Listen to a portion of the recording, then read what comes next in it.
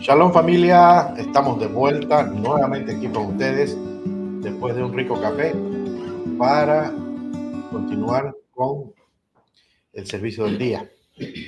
A continuación vamos a proceder a la lectura de los 4 capítulos del libro de Ruth. Así que, y después de eso vamos a dar una pequeña enseñanza sobre el tema. Vamos a dejar a la doctora Elena que empiece con el capítulo 1, lector número 1, se alista el lector número 2 para pasar inmediatamente. ¿Okay? Aquí la dejamos a la doctora con ustedes. Bueno, Shabbat Samea a todos. Quiero decirles que el libro de Ruth es, creo que uno de los libros más asombrosos que hay, o más asombrosos que he leído, porque es un libro que habla de tantas cosas y es un libro muy mesiánico. Y qué bueno que sea un mandamiento leerlo, o sea, una ordenanza, porque cuando lo leemos a veces, pues muchas personas no leen los libros completos, pero cuando lo leemos tenemos el contexto bastante amplio para entender muchas cosas de lo que sucedió, ¿verdad? Así que vamos a comenzar con la lectura. No hay una oración especial, porque este libro pertenece a los Ketubim, a los escritos, se le llaman los escritos, que es donde están los salmos, libro de Esther, etcétera. Los Akenashis tienen una oración que ellos hacen, pero pues como me dijo mi supervisora, nuestro rabino aún no nos la ha enseñado, así que cuando él nos lo diga podemos hacerlo o no. Así que por eso vamos simplemente a leerlo. Voy a comenzar, como dijo el pastor, con la primera lectura y luego voy llamando al siguiente lector. Dice así. Aconteció cuando juzgaban los jueces que hubo hambre en el país y un hombre de Betlehem, de Judá, fue encaminado a habitar temporalmente en un campo de Moab, él con su mujer y sus hijos. Y el nombre de aquel varón era Elimelech, el nombre de su mujer Noemí y el nombre de sus 2 hijos Maclón y Kelión, efrateos de Betlehem de Judá. Llegaron pues a los campos de Moab y se quedaron allí. Y murió Elimelech, marido de Noemí, y fue dejada ella con sus 2 hijos, los cuales tomaron para sí mujeres moabitas. El nombre de una era Orfa y el nombre de la otra era Ruth. Y habitaron allí como 10 años. Después murieron también los 2, Maclón y Kelión, y la mujer fue dejada sin sus 2 hijos y sin su marido. Entonces ella se levantó con sus nueras y regresó de los campos de Moab, porque en el campo de Moab oyó que el Eterno había visitado a su pueblo para darles pan. Salió pues del lugar donde había estado y con ella sus 2 nueras y se pusieron en camino para regresar a la tierra de Judá. Dijo entonces Noemí a sus 2 nueras: andad, volveos cada una a la casa de su madre. Haga Hashem con vosotras misericordia, como las habéis hecho con los difuntos y conmigo. Adonai os conceda que halléis descanso cada una en casa de su marido. Luego las besó y ellas alzaron su voz y lloraron. Y le decían: contigo volveremos a tu pueblo. Pero Noemí dijo: volveos, hijas mías, ¿para qué vais conmigo? ¿Acaso hay aún hijos en mi vientre para que sean vuestros maridos? Volveos, hijas mías, pues soy demasiado vieja para ser de un marido, y aunque dijera, tengo esperanza de llegar a ser de un hombre y pariré hijos, ¿los esperaréis hasta que crecieran? ¿O retendréis por ellos sin tomar marido? No, hijas mías. Tengo amargura por vosotras. pues la mano misma del Eterno se ha desatado contra mí. Entonces ellas alzaron su voz y lloraron otra vez. Y Orfa besó a su suegra, pero Ruth siguió apegada a ella.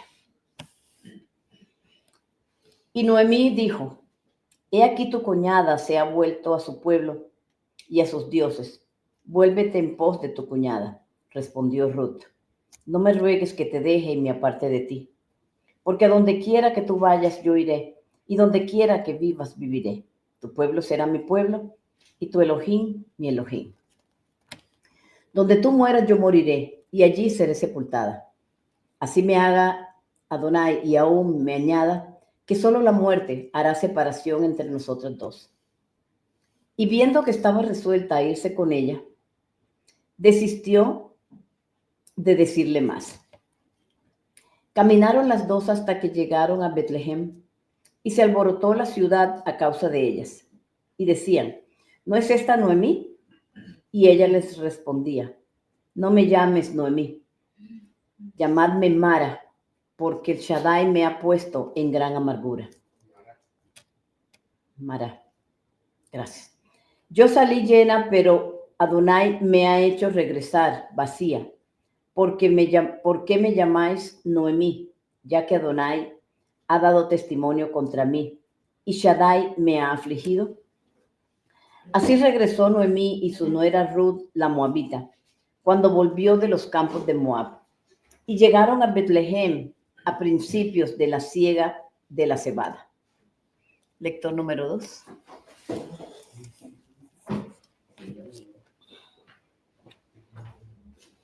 Capítulo 2.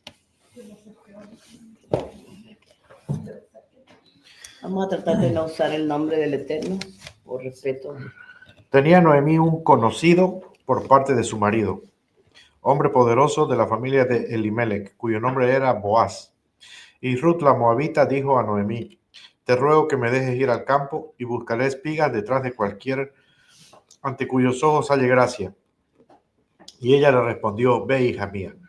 Y marchó y espigó en el campo tras los segadores. Y ocurrió que aquella parte del campo era precisamente de Boaz, el cual era de la familia de Elimelech. Y aquí Boaz llegó de Betlehem y dijo a los segadores: Hashem como con vosotros, Hashem sea con vosotros. Y ellos respondieron: Hashem te bendiga. Y Boaz dijo a su criado, al que estaba al frente de los segadores: ¿De quién es esa joven? Y el criado que estaba al frente de los segadores respondió diciendo: Es la joven moabita que volvió con Noemí de los campos de Moab.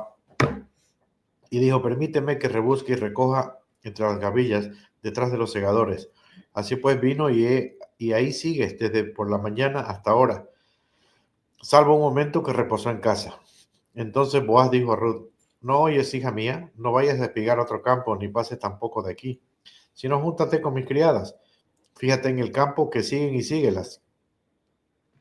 ¿No he mandado yo a los criados que no te molesten? Y cuando tengas sed, ve a los cántaros y bebe del agua que saquen los criados.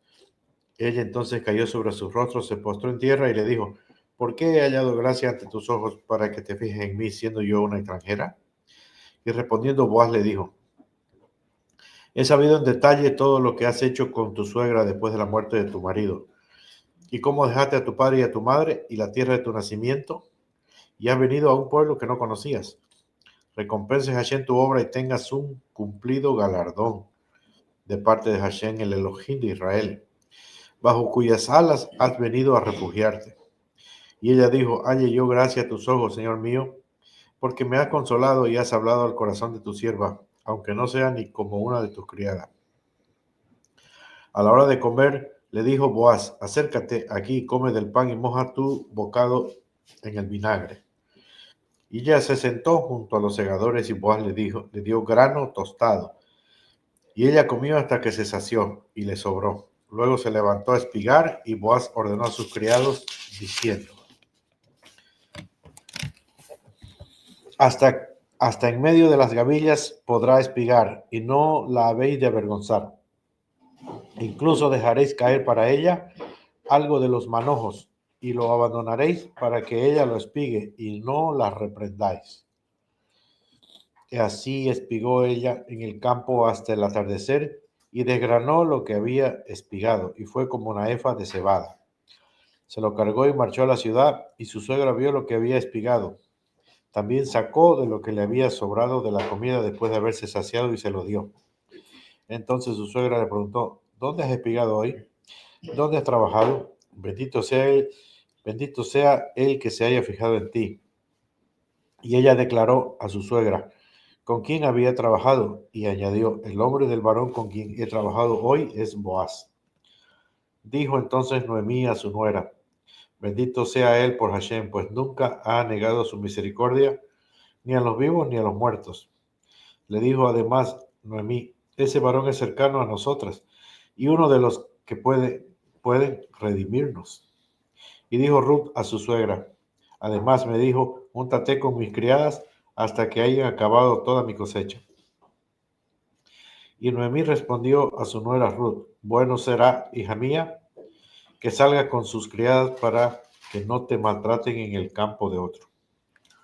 Y Ruth se unió estrechamente a las criadas de Boaz y espigó hasta que se acabó la siega de la cebada y la siega del trigo y habitaba con su suegra.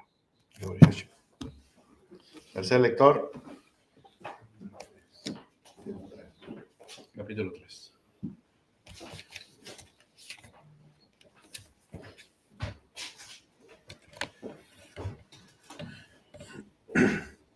Le dijo su suegra Noemí, hija mía, no he de buscar reposo para ti donde te vaya bien. Ahora bien, aquel Boaz con cuyas criadas tú has estado, ¿no es nuestro pariente lejano? He aquí esta noche avienta el era de la cebada.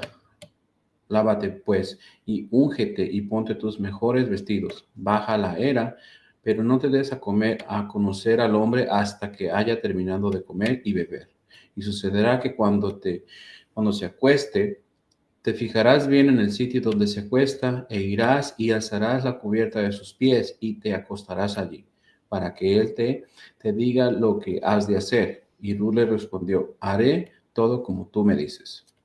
Baja pues a la era e hizo todo lo que su suegra le había mandado. Y Boaz comió y bebió y alegró su corazón, se fue a dormir a un lado del montón y se acostó allí. Entonces ella se acercó a escondidas y alzó la cubierta de sus pies y se acostó allí. Y en medio de la noche sucedió que el hombre fue estremecido y quedó perplejo. He aquí una mujer durmiendo a mis pies y le dijo, ¿quién eres tú? Y ella respondió, soy Ruth, tu sierva. Extiende el borde de tu manto sobre tu sierva, porque tú me eres pariente cercano. Y dijo Boaz, bendita seas del Eterno, hija mía. Has hecho que tu postrera bondad sea mayor que la primera. No oyendo tras los jóvenes, sean pobres o ricos. Ahora pues, hija mía, no temas. Yo haré para ti todo cuanto me dices. Porque todos los responsables de mi pueblo saben que eres una mujer virtuosa. Pero ahora, aunque en verdad soy pariente cercano, con todo hay un pariente más cercano que yo.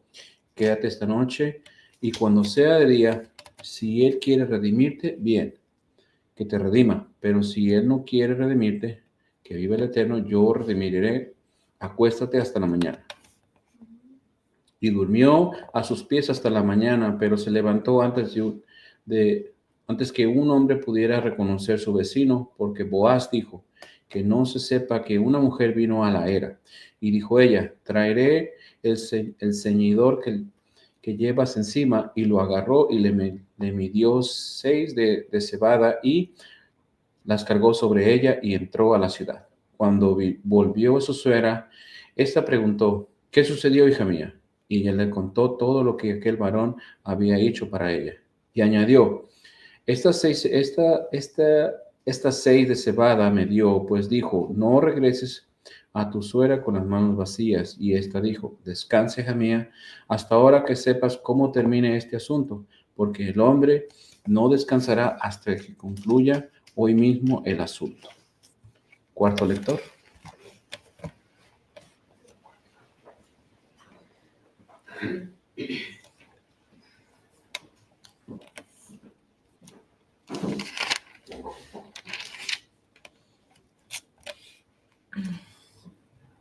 El pariente más cercano. Boaz subió a la puerta y se sentó allí, y he aquí pasaba aquel pariente más cercano del cual Boaz había hablado. Y le dijo Boaz: fulano de tal, ven acá y siéntate. Y él se desvió y se sentó. Y Boaz tomó 10 varones de los ancianos de la ciudad y dijo: sentaos aquí. Y se sentaron. Y dijo Boaz al pariente más cercano: Noemí, que ha vuelto del campo de Moab, vende la parcela de tierra que era de nuestro hermano Elimelech.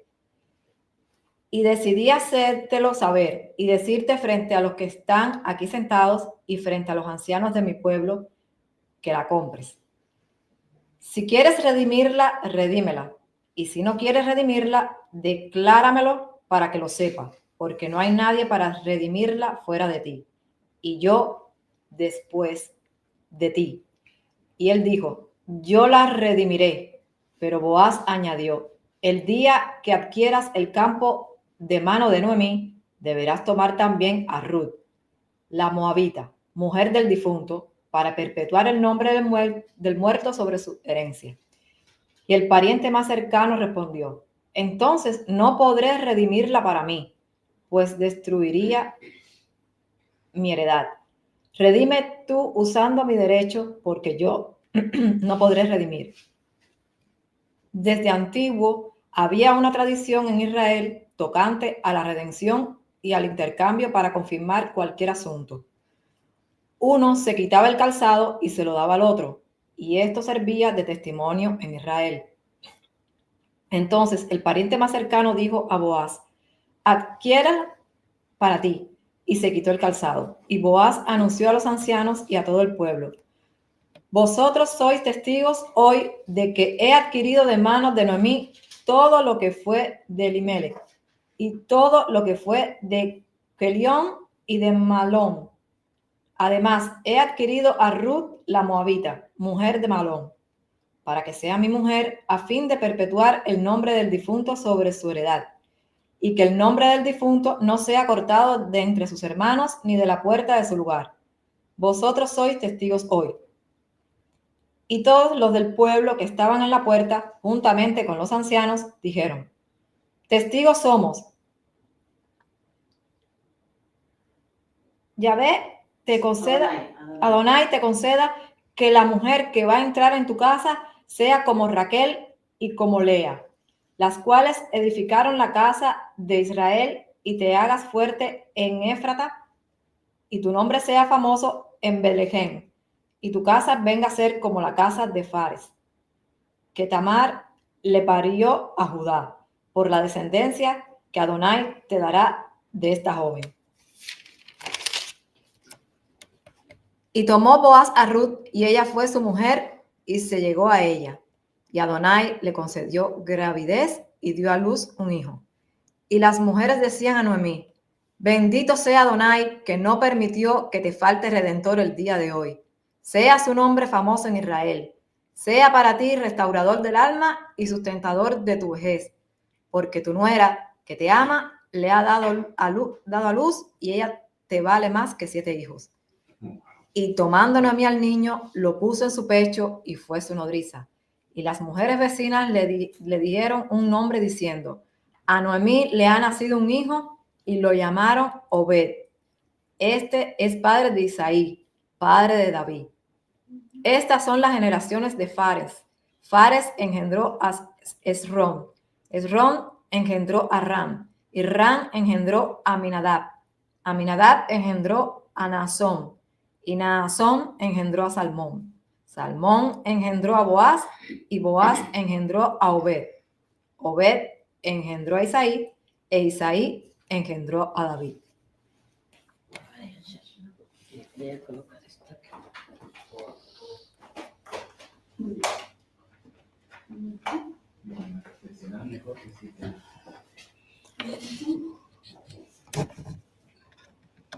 Se me va a ir la carga.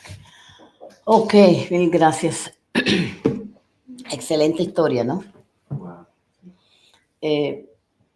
Anoche en la madrugada, Luis García explicaba, fue el último de los maestros de la sesión de anoche, y explicaba el origen de Ruth y de Boaz. Recuerden, para poner todo en contexto, si ustedes recuerdan la historia de Sodoma y Gomorra, cuando los ángeles sacan a Lot y luego Lot se va a una montaña y las hijas le dan licor al padre y luego tienen relaciones con él y nacen dos hijos. Uno que se llama Moab, ¿verdad? Y otro Amón. Los moabitas, de ahí salen los pueblos de los moabitas y los amonitas, ¿verdad? Por el otro lado, por la línea de Judá, si recuerdan la historia de Tamar, que también ha sido una historia muy controversial. Tamar, su esposo muere, luego el que la debía redimir también muere, luego el padre no le quiere dar al tercer hijo, que es Shelah, y ella termina vistiéndose de prostituta para poder alcanzar el linaje con Judá, que era su suegro, y de esa línea viene Boaz o Boz. Si ustedes se dan cuenta, pues dos mujeres que vienen de afuera. Mi pregunta es, como siempre el pueblo judío ha sido muy criticado porque siempre han dicho que ellos no quieren a los gentiles. Y es muy curioso que en la fiesta de Shavuot se lee el libro de Ruth, ¿verdad? El libro de una moabita, de donde viene el linaje del rey David y luego del Mesías. Quiere decir que el Ruth viene siendo la tatarabuela del rey David, ¿verdad? Y la tatarabuela del Mesías, ¿verdad? Entonces, pues si ellos no hubieran querido nada con los gentiles, hubieran ocultado esta historia. Solo para poner aquí un poquito en contexto. Vamos a hablar, este libro a mí me gusta mucho, de hecho, cuando íbamos a reunirnos con nuestros hermanos en Orlando, siempre me daban el honor de llevar la palabra del libro de Ruth, lo cual me daba mucho gusto porque cada año que lo estudiaba era un poco, aprendí algo nuevo. Y cuando tú has leído el libro, tú dices, bueno, ya lo leí, pero increíble, cada vez que lo vas leyendo, vas encontrando algo nuevo. De hecho, el rabino nos dio este año un versículo específico para hablar de él. No voy a hablar de lo mismo aquí, solo tomé un slide que les voy a decir de dónde salió, creo que es lo mejor del estudio, ¿verdad? Tanto de aquel como de este. Se me lo dio mi esposo esa revelación, así que no es ni mía, ¿ok? Pero aquí vamos a hacer lo que mejor podamos. ¿Por qué Ruth? ¿Por qué Ruth? Como les conté la historia, ella viene de los moabitas que salieron, las hijas de Lot, que no podían entrar, Lot fue sacado prácticamente de Israel. Y dice el libro de Deuteronomio, no entrará amonita ni moabita en la congregación de Adonai, ni aún en la 10ª generación entrarán en la congregación de Adonai. ¿Y por qué entraron? Esta es la pregunta que nos hacemos. Ni siquiera la 10ª. No sé por cuál vamos, pero vamos por un pocotón de años. Pues dicen los sabios que esta, no sé si lo tengo aquí, está. Sí, dicen los sabios que este castigo era para los hombres moabitas, no para las mujeres moabitas. Y por eso es que Ruth puede entrar en la comunidad del pueblo judío. Se inserta en la comunidad del pueblo judío. El libro de Ruth fue escrito por el profeta Samuel, ¿verdad? Y Baba Batra en 14b registra, según Baba Batra en 14b, y registra los eventos que condujeron al nacimiento del rey David, lo escuchamos del último lector, ¿verdad? De dónde vino el Mesías. Según el Zohar, volumen 1, 168. Y el rey, se dice que el rey David vivió 70 años. Decía el rabino anoche que justo murió en una víspera de Shavuot. Y dicen los sabios también, el rabino Moshe Bogomilsky, en un libro muy interesante que les recomiendo que lo pueda, está en español, se llama Shavuot, hablarás de Torah, Megillah Ruth, buenísimo. Y dice que Adán, que el rey David estaba destinado a nacer muerto. Y Adán le cedió, ¿verdad? Varios años, de 1000 años que le correspondían, él solo vivió 930 años para cederle al rey David 70 años para el linaje de el Mesías. Si nosotros nos damos cuenta, nosotros desde que salimos de Pesach, nosotros venimos haciendo una cuenta, ¿verdad?, del Omer, que en sentido ascendente, y anoche contábamos y aplaudíamos por el año 50, y yo me siento contenta porque sobre todo este año vi que todos llegamos al día 50, por lo menos los que comenzamos juntos, porque he visto muchos años que mucha gente se queda en el camino de los 50, porque son, si acordamos, son 50 puertas, el rabino decía, 50 puertas del infierno, vencimos anoche, 50 puertas, 49 puertas ya para llegar al día 50. Estas mismas puertas fue las que venció Ruth. Si nosotros nos damos cuenta de la historia y miramos hacia atrás, desde el momento que se declaró, desde que Lot decidió separarse de Abraham para irse a Sodoma y Gomorra, y luego todo lo que sucede ahí, ¿verdad? Toda la adversidad, toda la oscuridad que hay en Sodoma, y luego vienen los ángeles a destruir ese lugar, y justo salen de ahí. Y luego todo lo que pasa, ¿verdad? Elimelech y Noemí, que también, pues hasta hoy entendimos por qué.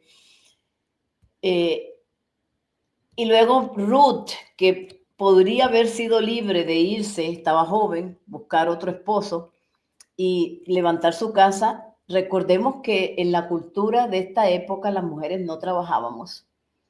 Las mujeres necesitaban o un padre o un esposo para sobrevivir. Es por esto que ella se va a recoger espigas.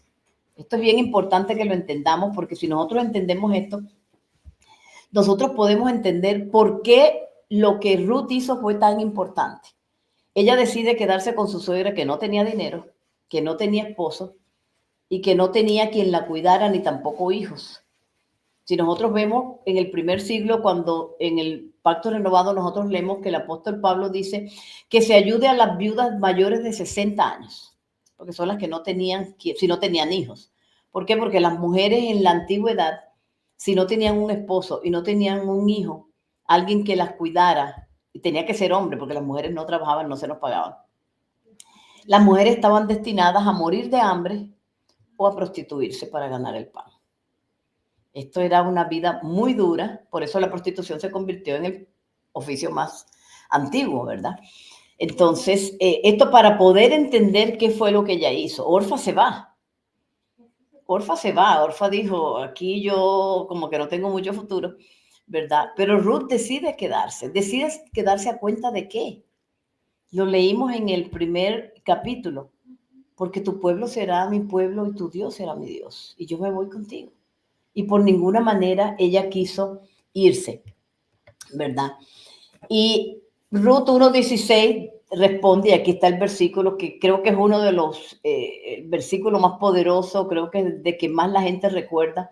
No me ruegues que te deje ni me aparte de ti, cuando su suegra les dice a las dos que se deben ir, yo no tengo hijos, y aunque los pudiera tener, ustedes no los van a esperar para que crezcan, para poder casarse con ellos, ¿verdad? La herencia, pues le correspondía a los hombres para administrarla. Las mujeres no administrábamos herencias, mucho menos campos en esa época. Por eso había que buscar al pariente más cercano para que no solo administrara la tierra que había quedado, sino para que redimiera a la persona, ¿verdad? Y le diera hijos al muerto. Eran 3 cosas que no todo el mundo estaba dispuesto a hacer. Fíjate que el pariente más cercano dice, yo no puedo dañar mi Mi heredad quiere decir, puedo tener problemas con mi familia. Es tentador la oferta de adquirir un campo, pero cuando le dijo, pero te tienes que casar con Ruth para darle el honor y darle hijos al difunto, él dijo, bueno, hasta allá, esto sí no lo puedo hacer. Porque bueno, no era fácil. Él decía, me puedo dañar mi heredad, quiere decir, puedo dañar todo lo que yo tengo ahora mismo, se me puede convertir en un caos, y ya ellos sabían lo que había pasado con Jacob. Entonces, no era una muy buena opción, ¿verdad? Dígame. Dice una pregunta, María Elena. ¿Ruth es un nombre hebreo ya que era pariente de Abraham por Lot, o cuando se unió con Boaz adquirió otro nombre? Bueno, no lo he leído, no sé si alguien lo ha leído, no he leído si el nombre es moabita o es hebreo. No, yo no lo he leído, la historia no lo dice. Pero hay muchos nombres, bueno, eso lo explicaba precisamente un maestro, y el mismo rabino estaba diciendo anoche, decía, los hispanos son los únicos que todos quieren cambiarse el nombre por nombre hebreo, porque tu nombre es tu nombre, ¿verdad? Y hay nombres que tú los haces, hay nombres que te hacen a ti, pero hay nombres que nadie los ha tenido y tú haces el nombre. Entonces no sabemos si el de Ruth ya alguien lo había tenido o ella hizo el nombre. Y si ella hizo el nombre, hizo un muy buen nombre por sus acciones, ¿verdad? Así que muy buena pregunta, pero la voy a investigar y voy a tratar de encontrar esa respuesta. Pero mil gracias por la pregunta. Aquí tengo una posible respuesta. Dice, sí, Ruth es un nombre de origen hebreo. En hebreo significa compañera. Sí, compañera fiel. Amiga. Compañero fiel, sí. Ruth es también un nombre muy conocido en la tradición bíblica, ya que es el nombre de una figura importante. Sí, pero en el hebreo de Ruth para acá.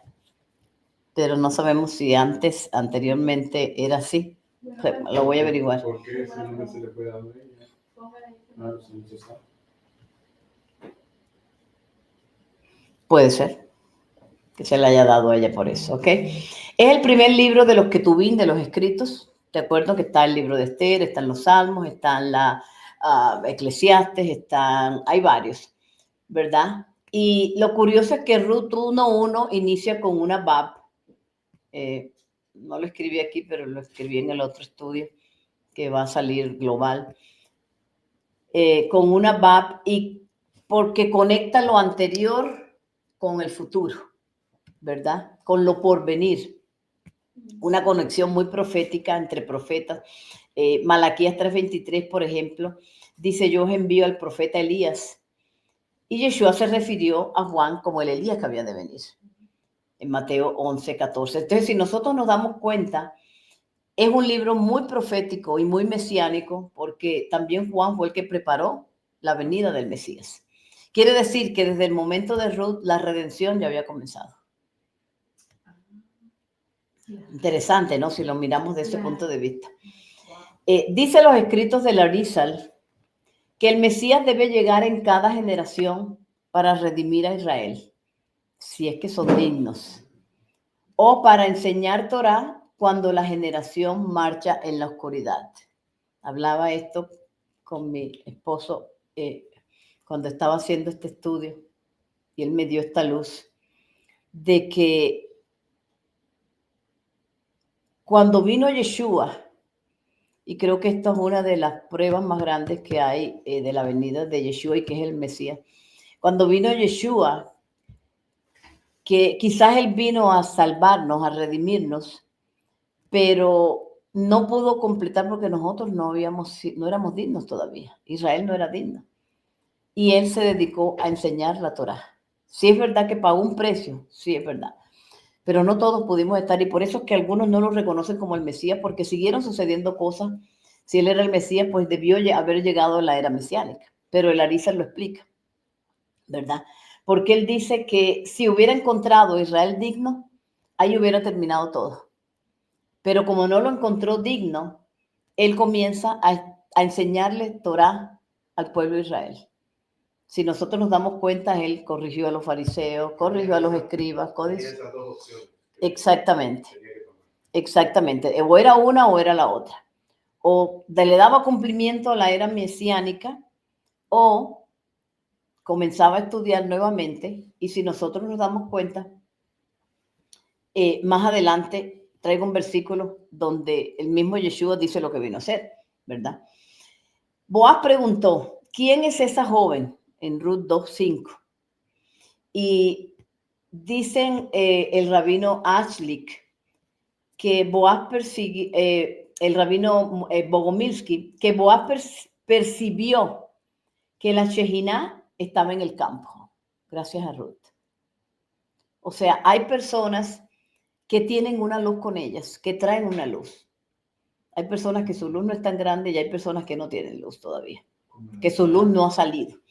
Pero dicen ellos que parece que Ruth sí tenía una luz que emergía de ella, ¿verdad? Y dice el rabino Ashley que Boaz detectó sabiduría en Ruth porque vio cómo trataba a Noemí.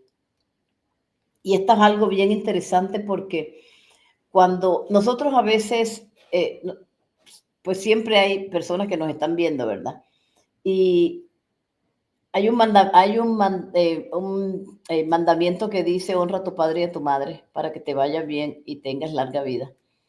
Y los suegros se convierten en padres y madres nuestros. Nuestros suegros, nuestros maestros, a veces hermanos mayores, ¿verdad? La persona que está a cargo tuya, tiene autoridad sobre ti. Y dice Ruth 4:14. Y las mujeres le decían a Noemí, bendito sea Adonai que no ha permitido que te falte redentor el día de hoy. Sea pues su nombre famoso en Israel. ¿No es el Mesías nuestro redentor? Sea para ti un restaurador de alma. ¿Fue el Mesías un restaurador de alma? Y sustentador de tu vejez. No tanto de tu vejez, sino de toda la descendencia, ¿verdad? Porque tu nuera que te ama le ha dado a luz y ella te vale más que 7 hijos. Y hay personas que, fíjate que el 7 es un nombre de perfección, pero también hay personas que tienen esto. A veces uno se preocupa porque uno dice, ¿dónde están las demás personas? Pero a veces hay una o dos personas que hacen por más. A veces uno dice, me gustaría, siquiera con 10 de estas ya tenemos. O con 5 de estas, o con 3 de esta persona, ya tú lo logras. Porque esa persona hace tantas cosas, ¿verdad? Nosotros lo vimos ahorita con la preparación de Shavuot, ¿verdad? Entre pocos que sabíamos, creo que hicimos lo que de pronto las grandes congregaciones han hecho con muchas personas, ¿verdad? Lo hicimos en poco tiempo, se armó rápido. Sé que todavía las cosas no son perfectas, pero creo que quedó muy bonito, ¿verdad? Ruth 4:17 dice, y las mujeres vecinas le dieron un nombre diciendo a Noemí le ha nacido un hijo y lo llamaron Obed. Este es el padre de Isaí, apréndanse ese nombre, Isaí. En algunas versiones en inglés aparece Jesse, padre de David. Y ahora sí vamos aquí a lo que... Voy a ponerlo un poquito. Vemos todos los Shabbats en el Sidur. Exactamente. También hijo de Sham. Sí. Dice, pero saldrá una vara del tronco de Isaí, ¿verdad? Hijo de Obed. Y un vástago retoñará de sus raíces, y sobre él reposará el espíritu de Adonai, espíritu de sabiduría y de inteligencia, o comprensión, dicen algunas otras versiones, espíritu de consejo y de poder o de valor, espíritu de conocimiento y de temor de Adonai. Se deleitará en el temor de Adonai, no juzgará según la vista de sus ojos, ni arbitrará por lo que oigan sus ojos, sino que juzgará con justicia a los pobres y arbitrará con equidad por los mansos de la tierra. Destruirá al opresor con la vara de su boca y con el espíritu de sus labios matará al impío. Ustedes saben que la minorá, no sé si se alcanza a ver aquí. Deja poner una manera de que lo puedan ver. Voy a quitar esto. Ahí está. Ustedes saben que la minorá, no la podemos confundir con la Hanukkah, La menorá tiene 7 brazos, ¿verdad? 3 de cada lado y uno en la mitad, que casi siempre, a veces aparece un poquito más alto. Y si nosotros contamos, todos los espíritus del Eterno están ahí. Son 7 espíritus del Eterno. Por eso es que no podemos decir que el Ruach HaKodesh es una persona. Es un espíritu del Eterno. Y no podemos decir tampoco que es el único, porque tiene 7. Son 7 espíritus, ¿verdad? Entonces nos olvidamos de los otros. Tenemos que, o sea, hay denominaciones que han hecho toda una doctrina con uno de los espíritus del Eterno.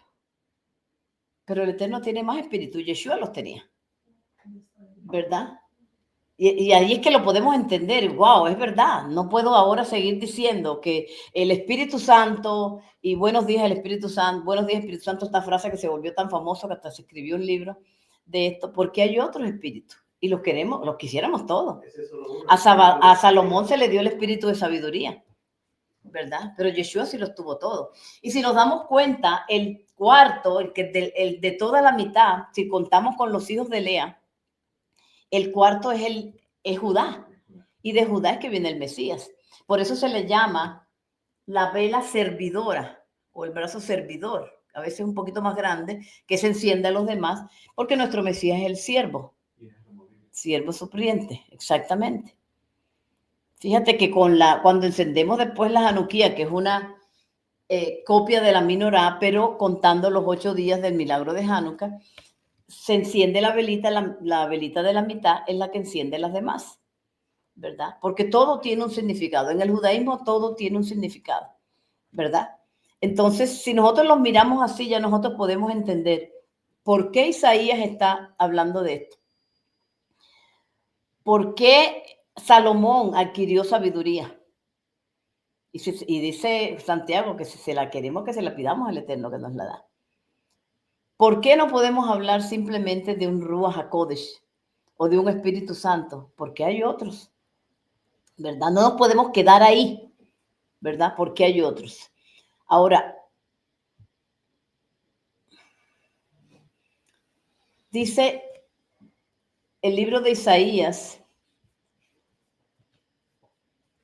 capítulo 1, versículo 10, dice, aquel día que las naciones buscarán a aquel que es la raíz de Isaí, hablando nuevamente del Mesías, el cual estará en pie como estandarte a los gentiles y su morada será gloriosa. No se fue Yeshua, no salió del campamento, no se le llama hoy el que salió del campamento a buscar es el Dios ahora de los gentiles. Pero nosotros tenemos un problema. Estoy hablando de los gentiles. Tenemos un problema porque nosotros estamos un poco confundidos. Hace poquito teníamos una discusión en uno de los chats y las personas tienen un gran problema cuando se habla de la Torá. Porque inclusive una persona me escribió por dentro casi llorando y me decía, pero es que nosotros no somos judíos. Y nosotros ahora estamos cumpliendo la Torá y ¿dónde quedó el Mesías? Y le digo, un momentico, espérate, te lo voy a explicar. O sea, tenemos una confusión muy grande y esto me gustaría explicarlo hoy porque Yeshua en Mateo 5:17 él dice, no penséis que vine a abrogar la ley o los profetas. No vine a abrogar, sino a dar cumplimiento. ¿A qué? A la ley o a los profetas, que es el Tanakh, ¿verdad? La Torá y los profetas. ¿Por qué? Y vamos a tratar de entenderlo hoy. Cuando nosotros celebramos la Pascua, nosotros celebramos un convenio, ¿verdad? Porque queremos estar con el pueblo de Israel, porque no podemos estar desconectados de la tierra ni del pueblo de Israel. ¿Por qué? Porque nosotros venimos de afuera, como Ruth. Ruth era una moabita, ella venía de afuera.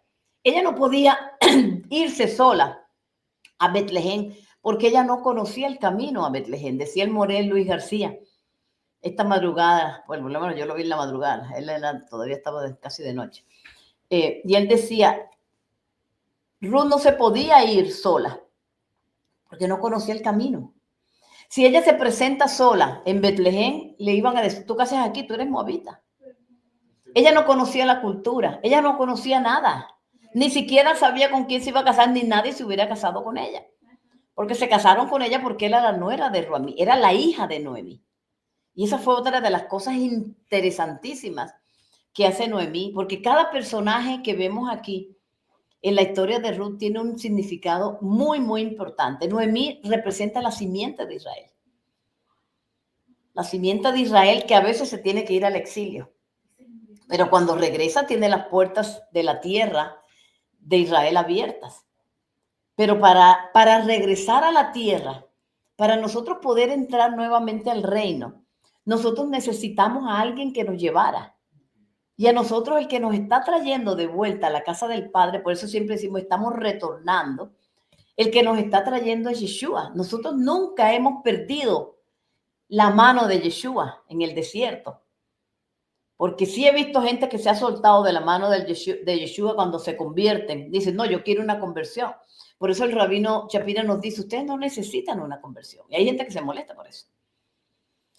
Porque no necesitamos una conversión, porque nosotros el que nos está llevando de la mano de regreso a la casa del Padre o de regreso a un reino, al reino que fuimos exiliados por pecados, por dejar de cumplir la Torá, ¿verdad? El que nos está llevando de vuelta es el Mesías, que tuvo que salir del campamento, que tuvo que ir al exilio para tomarnos de la mano y regresarnos otra vez. Ahora yo pregunto, para nosotros volver a vivir en el reino y no volver a ser exiliados o condenados, porque el Eterno no nos mató porque cometimos pecados de muerte, que fueron los que Él vino a pagar por nosotros. Hubo pecados de muerte, rebeldía, adulterio, idolatría, fornicación, que en realidad es sexo ritual, fueron pecados de muerte. Por eso hay una condenación muy grande. Y el Eterno no quiso exterminarnos. Lo vemos en las historias de Moisés. Quítate que yo lo voy a exterminar. Y Moisés se ponía adelante, ¿verdad?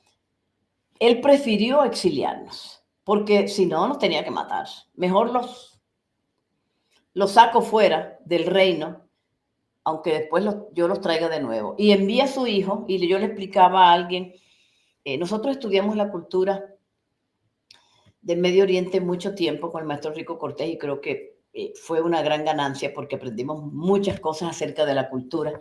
Y cuando uno lee la escritura, uno necesita a veces conocer esta parte de la cultura y de la arqueología también, de saber qué es lo que está pasando.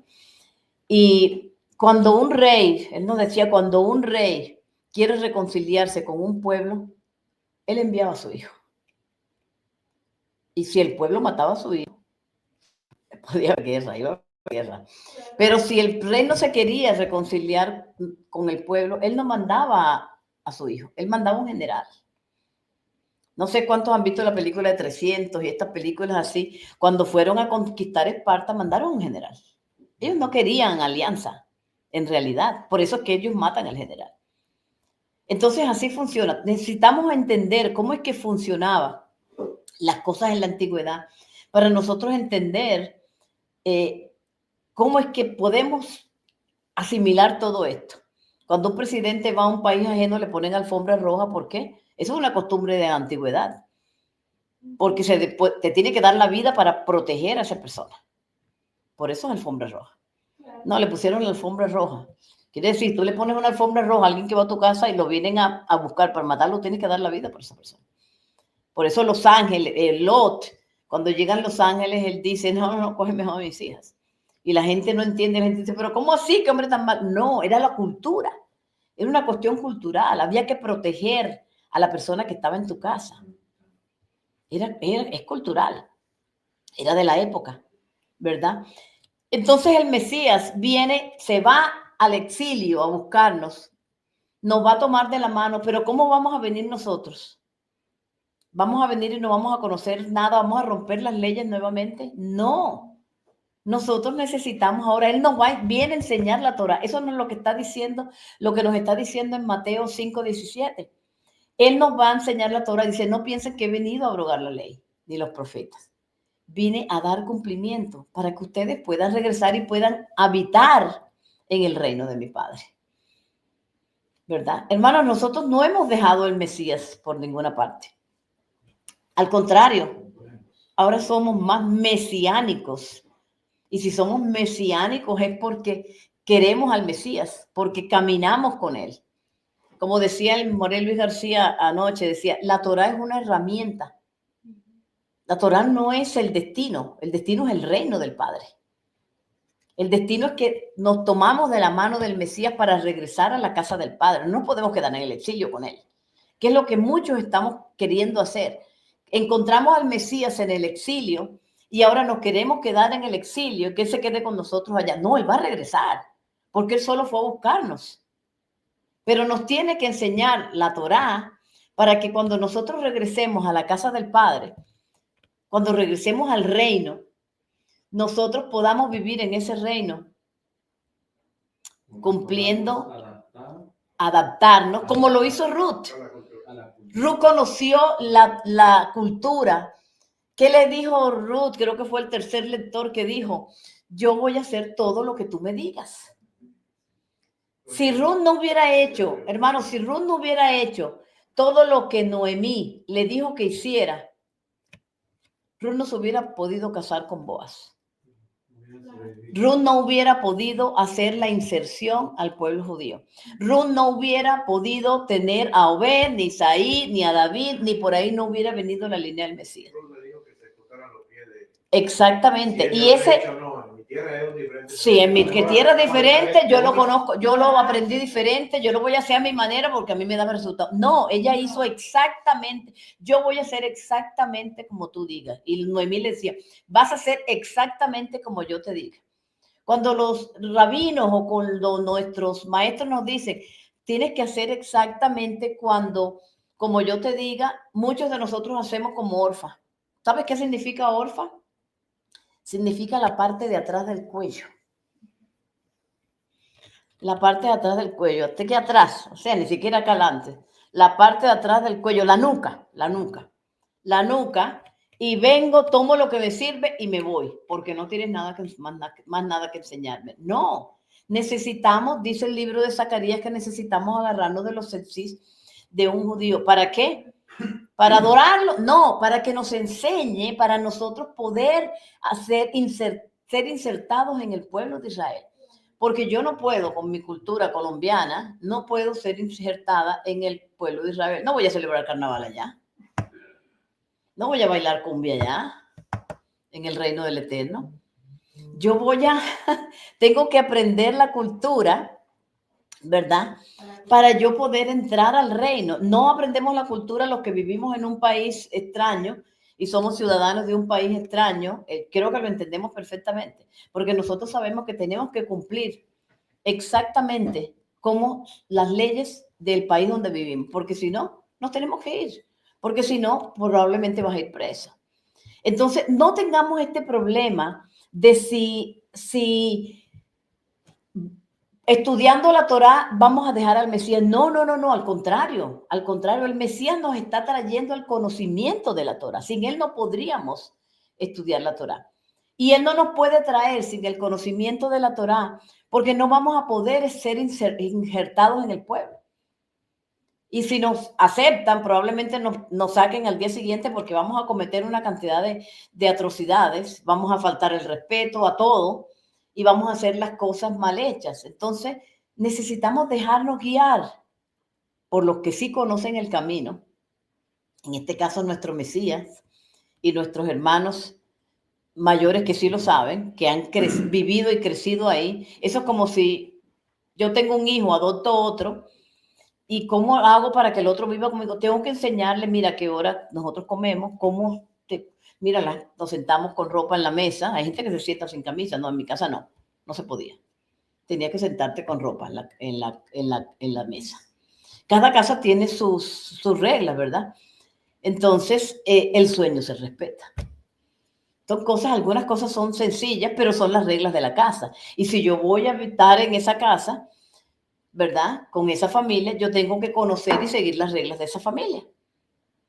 Entonces, no podemos confundirnos en si esto no es una opción, o la Torá o el Mesías. No. Esto viene junto.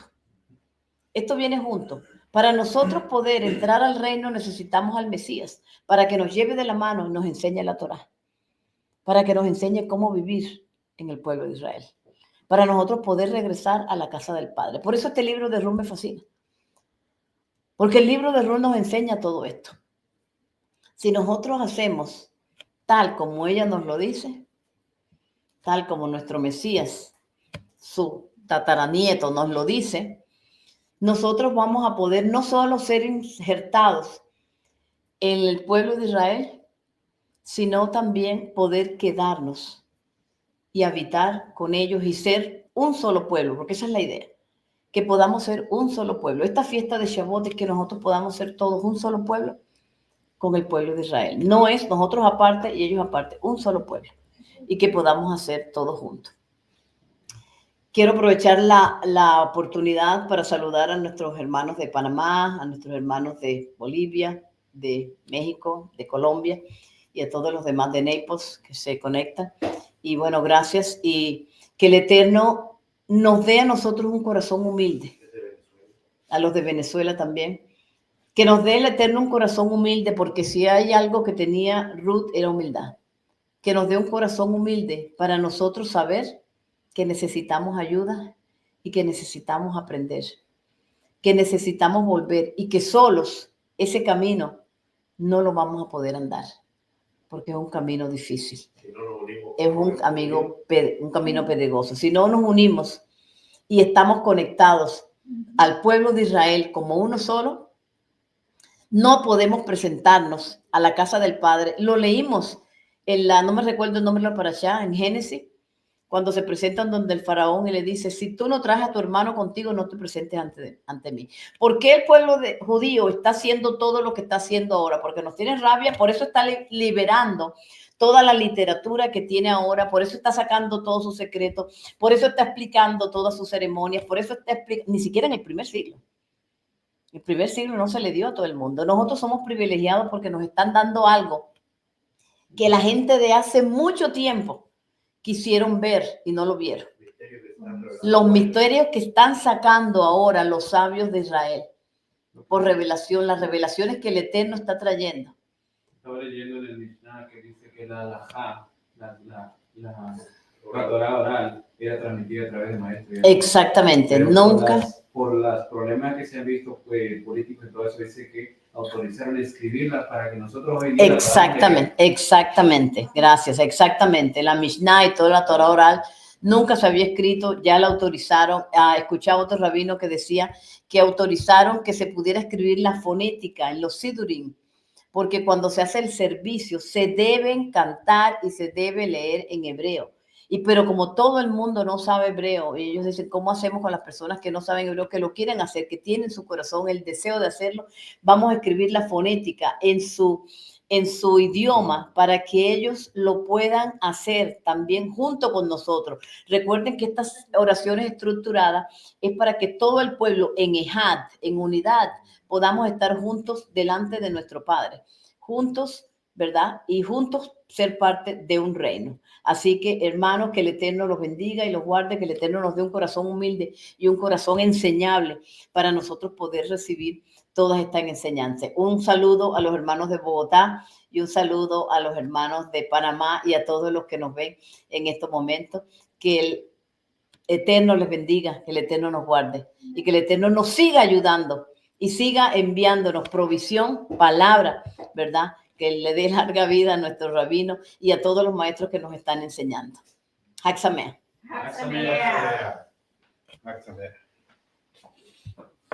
Bueno, ¿qué les pareció? Interesantísimo, ¿verdad? Y anoche aprendimos algo más. Sí. Con el estudio están buenísimos los estudios. Con el estudio del pastor Luis García. Sí. Aprendimos algo maravilloso. ¿Quiere contar? No, cuéntalo. ¿Cuento yo?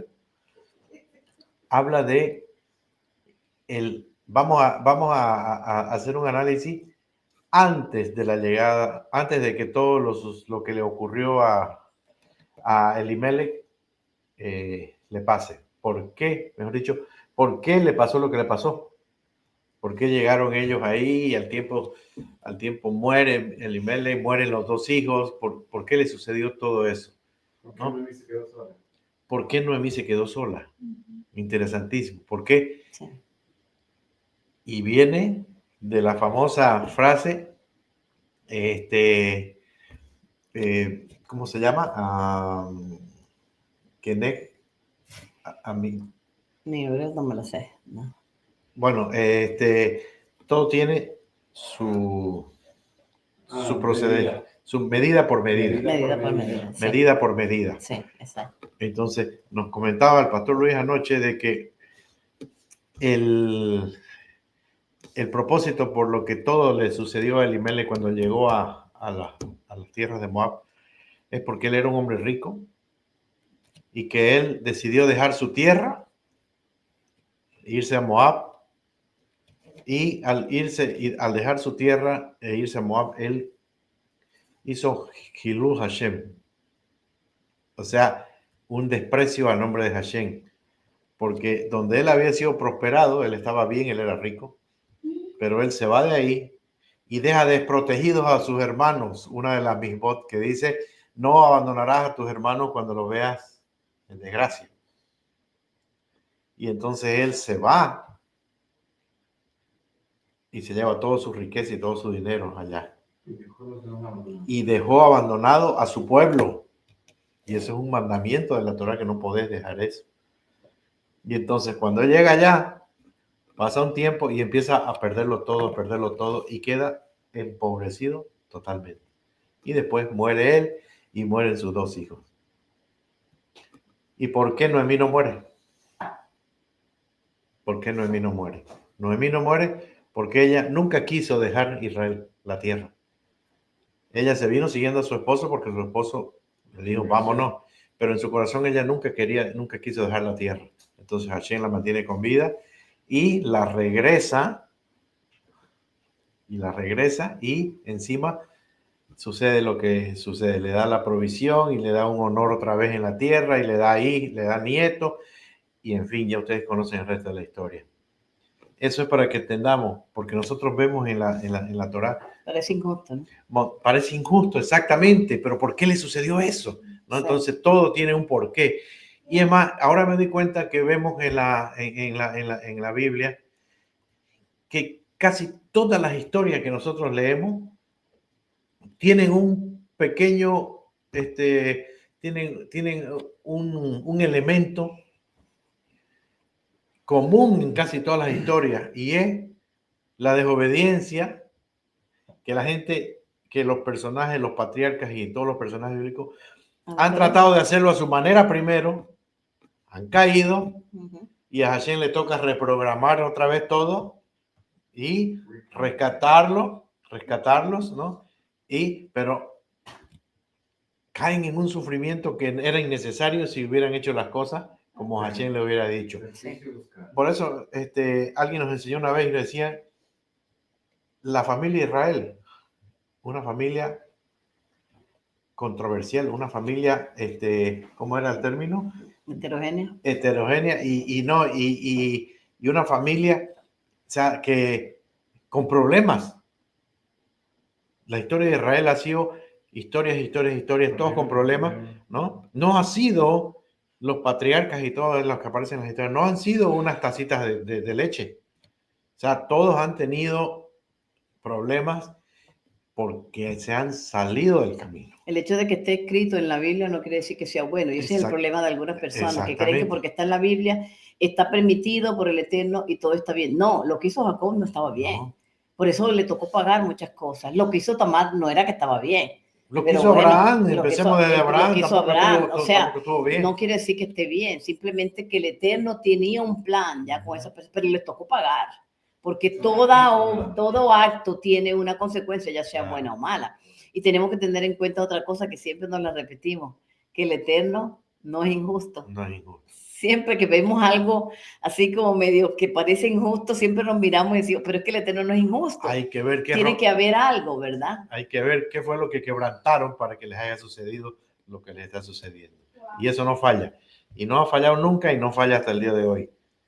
Y hoy podemos aplicar en nuestras vidas. Todo lo que nos ha sucedido hasta el día de hoy es por transgresiones. Sí, A la Torá. siempre tenemos que pensar, ¿por qué me sucede esto? Por cuando vemos una persona, uno dice, ay, pero qué injusticia. No, enseguida piensa, pero es que Dios no es injusto. ¿Qué sería lo que pasó? Siempre ha pasado algo, porque a nadie le pasan cosas malas por bueno. Algo ha pasado. Es verdad que el Eterno bendice a través de ciertas cosas y también enseña a otras personas, pero tenemos que pensar también dentro de nosotros que el Eterno no es injusto. Así es. Yo quería hacer un comentario acerca de Noemí. Algo que decía Rodrigo anoche. Nosotros los hispanos tendemos a enojarnos, a ser muy sensibles en lo que nos dicen ellos, ¿no? Sí. Hemos entendido que Judá, nuestro hermano, son los que tienen autoridad y de ellos debemos aprender, ¿cierto? Y si analizamos la vida de Noemí, hasta ella misma lo dice, soy una mujer amargada, porque sabía que la mano de Hashem se había desatado en contra de ella, dice, ¿no? Entonces yo pienso que esta mujer no era de un carácter fácil, Claro. ¿verdad? Y yo creo que a la pobre Rula andaba casi de las mechas, ¿verdad? Pero ella, humilde, hizo lo que le pidieron. Y yo creo que nosotros como latinos... Porque para que tú le digas a una persona, una nuera tuya que se fue contigo, vas a hacer exactamente lo que yo te voy a decir. Cualquiera dice, no debe haber sido no un tono muy agradable. Yo soy una adulta. Exacto. De hecho, creo que eso es una muy buena enseñanza para nosotros los de este lado del mundo, que debemos tomar la autoridad de ellos, pero no tan a pecho. No como que es un ataque personal, sino que es el amor que nos tiene para que nosotros aprendamos a adaptarnos al reino para que nuestro Padre no nos rechace. Claro, y es que tampoco podemos venir a dañar. No podemos hacer las cosas a nuestra manera porque nosotros no sabemos cómo se hace. Mira, yo soy profesora y yo siempre digo, yo soy muy demandante con mis estudiantes porque las quiero llevar a un nivel, yo no quiero que sean cualquiera, quiero que sean las mejores. Desafortunadamente el ser humano solo aprende cuando lo empujas, ¿verdad? Y te digo personalmente, si mis maestros no me hubieran empujado, o creo que el día que me dejen de empujar, ese día creo que no voy a, ¿qué te digo? No, siento que no quieren que yo siga adelante, que logre más cosas. Porque solo cuando te empujan, cuando te exigen, tú te vuelves, que haces las cosas mejor. Extraer lo mejor de ti, porque eso es lo que se trata siempre. Lo que pasa es que las personas lo tomen a mal, pero se trata de extraer. De hecho, en el otro estudio, ojalá se lo vean los estudios que está haciendo Jabatami, creo que no lo van a pasar en español, pero están en inglés, pero coloque el caption, sí, porque están utilizando inteligencia artificial, pero una de las cosas que dije en el otro estudio fue precisamente sobre extraer. Entonces, ahí es donde nos equivocamos y nos perdemos. Porque cuando nos exigen algo, hace poquito antes de comenzar este estudio me llamó alguien y me dijo, es que te quieren mandar un niño para que lo enseñes. Yo fascinada, a mí me fascina, ¿verdad? Para que se quede contigo en tu casa, yo fascinada, me gusta enseñarlo, ¿verdad? Pero también soy exigente y me gusta que me exijan. Yo soy terapista física en Colombia cuando estudié, y me acuerdo que perdí una materia de parálisis cerebral. La profesora hasta se burlaba de mí. Y yo lo odiaba, ¿verdad? Y cuando fui a repetir la materia, yo pasé y pregunté a todos, ¿cuál es la profesora la más exigente? Y alguien me dijo, Elena, no, miento, le dije, ¿cuál es la mejor? ¿Cuál es la mejor de todas? Y me dijo, la mejor es esta, pero a ella casi nadie le pasa. Yo le dije, con esa yo quiero. Con esa yo quiero. Y me costó, fue duro. Pero al final, me acuerdo que en el examen final, a mí me gustó tanto la clase con ella porque era muy buena y era exigente. Y al final ella, cuando fue a dar, le dije, no les voy a dar la nota todavía, pero hay un 5 que todavía no sé si lo voy a poner porque nunca lo he puesto. Entonces, ese es el tipo de maestros que tú necesitas, ¿verdad? Ese es el tipo de maestro que tú necesitas, el que te quiere llevar más allá, el que te exige, porque el que no te exige ni siquiera quiere que lo alcances, ¿verdad? Pero cuando un maestro te exige porque quiere que seas como él te va a exigir porque él le costó también y llegó hasta ahí con sacrificio y con con exigencia, y te quiere llevar de esa manera. Pero si no te exige, por lo más seguro, o si te felicita mucho, hasta ahí vas a llegar, porque ya te felicitaron, ya crees que eres muy bueno. Bueno, hermanos, muchísimas gracias. Ha sido excelente esta enseñanza. Ya saben, la enseñanza de hoy es simple. Hay que apegarnos a nuestro hermano Judá y decirle, donde yo vaya, donde tú vayas iré, lo que tú hagas yo haré, Tu pueblo será mi tu pueblo pueblo, será mi pueblo, tu tu Dios será será mi Dios, y dejarse guiar por él. y de la manera Es que la me clave. digas que lo haga, yo lo Es haré. la única manera que nosotros vamos a poder ser injertados en la rama original. Amén. Un saludo, gracias por todo lo que nos estuvieron viendo y nos encontramos pues, si el Eterno lo permite, el próximo Shabbat para continuar con esta fascinante historia de la Biblia. Hak Shavuot Sameach y que el Eterno los bendiga. Shalom. Bendiciones.